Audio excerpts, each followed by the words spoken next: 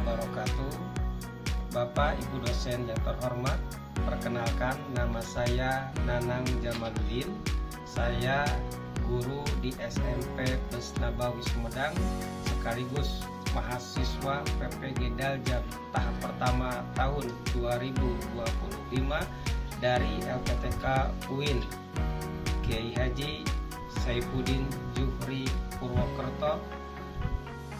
Insya Allah pada hari ini saya akan melaksanakan uji kinerja di tempat saya bertugas. Mari kita saksikan bersama-sama. Mohon maaf atas kekurangannya.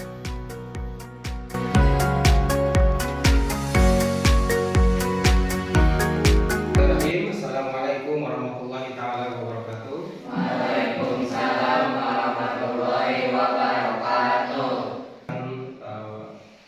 Mengulas sekitar tentang dinasti Ayyubiyah ya. Mudah-mudahan kita semua bisa.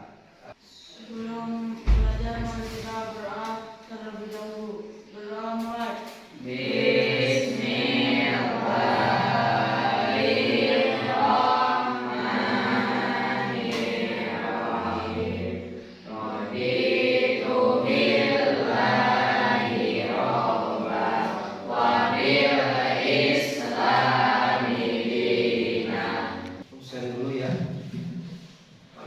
Iqbal, oke, alhamdulillah ya.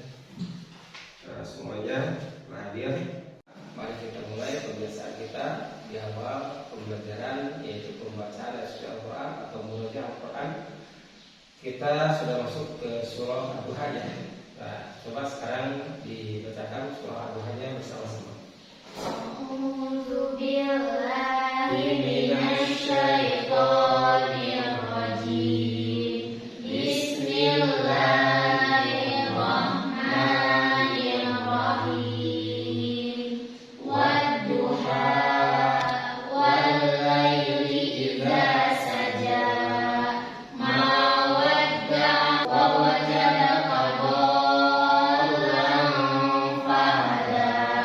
Wa wajadaka. Oke, selanjutnya kita melanjutkan yaitu ke setoran hafalan dulu ya, untuk masing-masing hafalannya dipersiapkan. Insyaallah sekarang selanjutnya kita langsung ke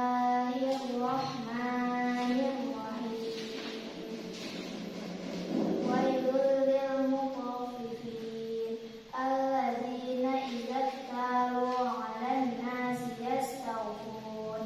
Wailul yawma idzil lil mukadzibin. Shadaqallahul 'azim. Bismillahirrahmanirrahim. Wa idza ma'ahum yusirun ala yazun. ini adalah materi utama dari pembelajaran hari ini, yaitu tentang dinasti Ayyubiyah dan para ilmuwan yang ada pada saat dinasti Ayyubiyah. Dinasti Ayyubiyah itu didirikan oleh Salahuddin Al-Ayyubi, tepatnya di tahun 1171 di tempat tepat yaitu di daerah sekitar Mesir ya. Itu menggantikan dari dinasti Fatimiyah ya. Nah, kenapa terjadi pergantian? Dikarenakan awalnya dinasti Fatimiyah itu adalah mana Salahuddin Al-Ayyubi ini dia mendirikan dinasti Ayyubiyah atau dinasti yang dipelopori oleh beliau Salahuddin Al-Ayyubi di Mesir, Suriah, sebagian Yaman, Irak, Mekah, Madinah, Hijaz ya, dan sekitarnya. Nah, dan Salahuddin Al-Ayyubi ya. Lalu Salahuddin Al-Ayyubi beliau berasal dari bangsa Kurdi, yaitu ayahnya Najmuddin Ayyub dan pamannya As-Sauddin Syahul dari hijrah dan migrasi meninggalkan kampung halamannya yaitu dekat Danau Van dan pindah ke daerah Tikrit yaitu Irak. Pemimpin yang sangat adil ketika dia mendirikan yaitu dinasti Ayyubiyah. Maka dari itu ya, ketika pada daerah Mesir, Syria dan sebagainya, ketika didirikan dinasti Ayyubiyah, satu-satunya penggerak ya di daerah Mesir prestasi ya dari Salahuddin Al-Ayyubi. Pertama, Salahuddin Al-Ayyubi itu dikenal sebagai pembebas Palestina ya. Karena Salahuddin Al-Ayyubi dia adalah sebagai panglima.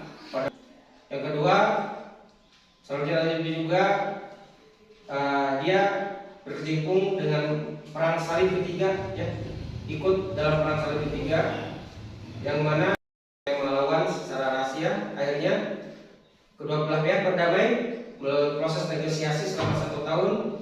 Nah, dari kejayaan ya Salahuddin Al-Ayyubi, pertama ketika pembebasan Palestina, kedua di perang salib yang ketiga, di mana beliau dikenal orang yang sangat baik gitu ya, sehingga musuhnya pun beliau rawat sehingga sehat dan dikembalikan. Lebih dia meninggal dunia pada subuh hari Kamis tanggal 28 Safar atau 4 Maret 1193 Masehi dalam usia 57 tahun ya di Makkah. Yang terkenal ya di zaman Salahuddin Al-Ayyubi paling dia kuasai adalah tentang bagaimana rekonstruksi tentang otak ya, tentang kepala kita.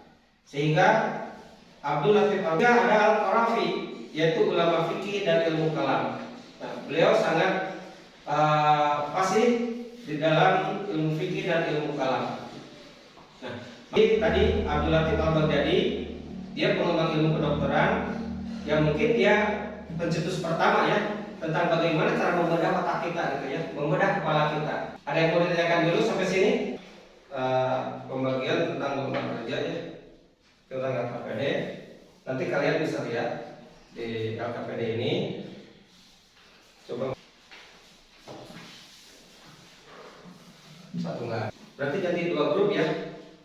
Laki-laki khusus laki-laki, perempuan khusus perempuan, dijadikan 2 grup. Ini aja, ini rangkaian ini aja. Nah, ini aja.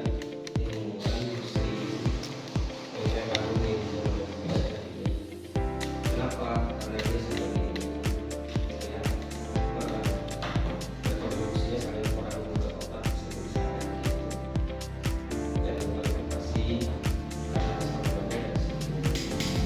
misalnya orang yang jujur dan ada kemudian yang memperhati kepala baca mau mempresentasikan tentang ilmuwan yang ada di dinasti Ayyubiyah, tentang keahliannya yang terasa. Siap? Yuk, silakan. Ada Al-Tua besar yang ahli dalam ilmu kalam dan fikih. Ia juga memiliki pengetahuan dalam ilmu optik dan astronomi. Lalu kira-kira kontribusinya yang terasa sampai sekarang apa? Beliau itu. Kalau dalam fikih bisa bertoharoh atau tata cara beribadah. Bagus ya, itu ilmuwan yang terkenal di zaman dinasti Ayyubiyah yang mungkin terasa sampai sekarang ya, apa istilahnya, manfaat dari ilmunya, yaitu baik tentang optiknya sehingga kita mengenal teleskop dan sebagainya, ataupun ilmu fikihnya gitu ya, tentang toharoh, kitab Abu Dawud dan sebagainya. Siap? Abdul Latif Al-Baghdadi namanya terkenal sebagai ahli anatomi pertama yang mendeskripsikan tengkorak kepala manusia dan tulang. Memprakarsai tentang pengenalan anatomi tengkorak manusia ya. Tengkorak manusia ini sangat-sangat presentatif ya, sangat-sangat unik gitu ya. Tidak hanya ada batoknya saja, banyak hal dalam kepala kita yang ternyata bisa dijadikan keilmuan ya. Nah, maka dengan adanya ilmuwan tersebut, kita jadi mengenal apa saja yang ada dalam kepala kita, dan dengan ilmu kedokteran yang lebih tinggi gitu ya, apalagi zaman sekarang segala penyakit ilmu dalam kepala kita itu guna awalnya yang ditemukan oleh yaitu siapa? Al-Baghdadi ya. Al-Baghdadi, beliau yang menemukannya. Dan alhamdulillah sampai sekarang keilmuannya bisa kita terapkan di dunia kedokteran. Sekarang coba dibagikan.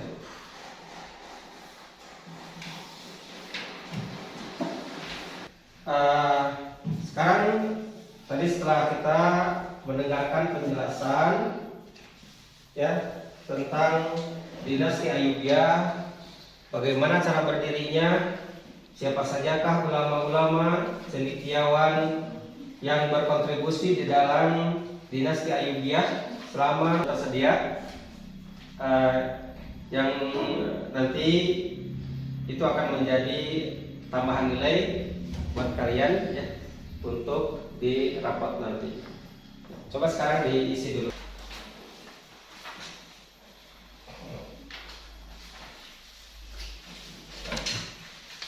Sudah?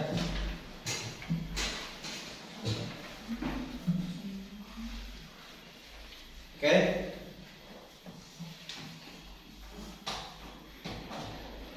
Jadi kesimpulannya, dinasti Ayyubiyah adalah dinasti yang terjadi setelah pergeseran ya dinasti Fatimiyah, yang mana itu berlangsung di daerah Mesir, Suriah dan sekitarnya.